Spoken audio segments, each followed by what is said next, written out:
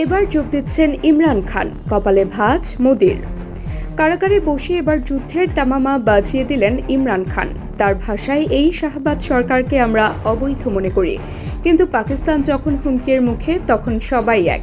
কাশ্মীরের পেহেলগামে হামলার পর ভারত যখন পাকিস্তানকে সরাসরি দোষারোপ করছে, তখন এই বিস্ফোরক মন্তব্য যেন ভারতের জন্য স্পষ্টই এক সতর্কবার্তা।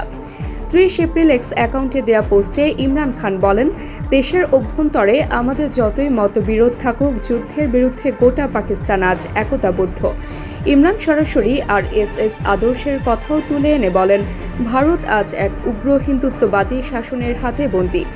শুধু উপমহাদেশে নয়, গোটা বিশ্বের জন্য এক নতুন হুমকি হয়ে উঠছে তারা। ভারত প্রমাণের বদলে যুদ্ধ চাইছে। এ সময় কাশ্মীরিদের প্রতি সমবেদনাও জানান তিনি। বলেন, কাশ্মীরের মানুষের উপর নিপীড়ন বেড়েছে।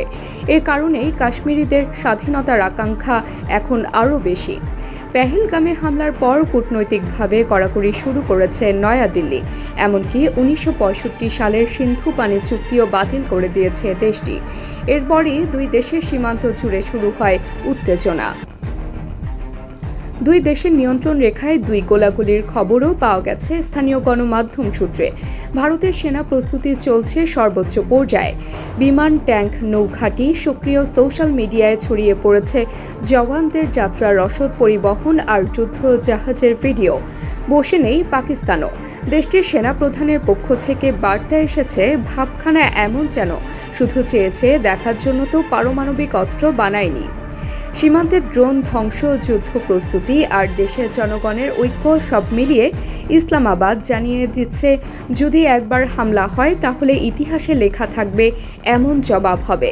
অর্থনীতিতে পিছিয়ে থাকা ছোট আকারের পাকিস্তান কি ভারতের মতো শক্তিশালী প্রতিপক্ষকে আদৌ ঠেকাতে পারবে? এই প্রশ্নের উত্তর সময়ই বলে দেবে। তবে যুদ্ধ যদি শুরুই হয়, তবে তার ফল ভালো হবে না বলেই ধারণা বিশ্লেষকদের। তাদের আশঙ্কা, যুদ্ধ শুরু হলে তার শুধু ভারত পাকিস্তানের ভেতরেই সীমাবদ্ধ থাকবে না, তাতে জড়িয়ে পড়তে পারে চীন, রাশিয়া, এমনকি যুক্তরাষ্ট্র। বিশেষ করে চীন বহুদিন ধরেই ভারতের সঙ্গে দ্বন্দ্বে জড়িয়ে আছে। আবার পাকিস্তানের পুরনো মিত্র বহু বছর ধরে অস্ত্র, বিমান ও প্রযুক্তি দিয়ে শক্তিশালী করেছে পাকিস্তানকে। তাই পাকিস্তানের কাঁধে বন্দুক রেখে এবার সুযোগ পেলে চীন যে ঝাঁপিয়ে পড়বে, সেই সংখ্যা অমূলক নয়। ফলে প্রশ্ন থেকেই যায়, সত্যি কি 36 ঘন্টার মধ্যে উপমহাদেশ ঢুকে পড়বে যুদ্ধের অন্ধকারে? কারাগার থেকে ইমরান খানের এই উচ্চারণ কি নিছক রাজনৈতিক ভাষ্য, নাকি যুদ্ধের নতুন অধ্যায়ের শুরু?